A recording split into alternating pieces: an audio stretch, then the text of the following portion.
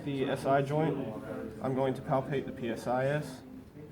I would ask the patient if it felt tender. If there was tenderness on the upper part of the joint, it would mean a PI ilium. If there was tenderness on the lower part of the joint, it would mean an AS ilium. If they were both equally tender, it would indicate an EX ilium. So, motion palp for the lumbar spine. Again, I'm going to feel between the spinous processes. I'm going to have the patient flex forward. I'm going to feel for the sinuses to open up away from each other. If they don't, I would have a flexion restriction indicating a posterior vertebra. I'll have the patient extend, feel for the spinous processes to close. If they don't, I have an extension restriction. Have the patient rotate away from me and rotate towards me. If the vertebra or the spinuses remain stacked when they rotate in a given direction, I have a rotation restriction to that side.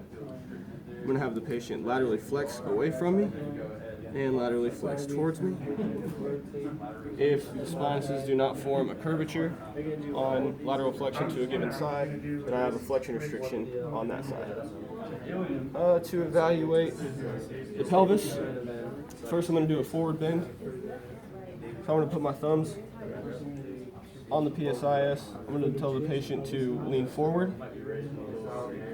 I'm looking for my thumbs to move upward symmetrically, come back. If one thumb moves up and the other doesn't, I have involvement of that ilium. Lean forward please.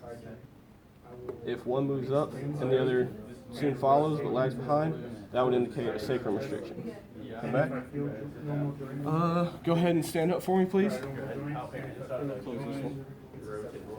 To evaluate glute height, we're going to observe where the glute meets the thigh. If I have a high glute, that would indicate an AS on that side. If I have a low glute, it would indicate a PI on that side. All right, go ahead and have a seat for me, please. Then to evaluate for an EX or an IN, I would have the patient do a knee swing. So I'm going to put my fingers in the SI joint. I'm going to have the patient swing their knee out, and I'm feeling for that SI joint to close. If not, I have an EX ilium. I'm going to have the patient move their knee inward, and I'm feeling for the SI joint to open. If it does not, that would indicate an IN ilium.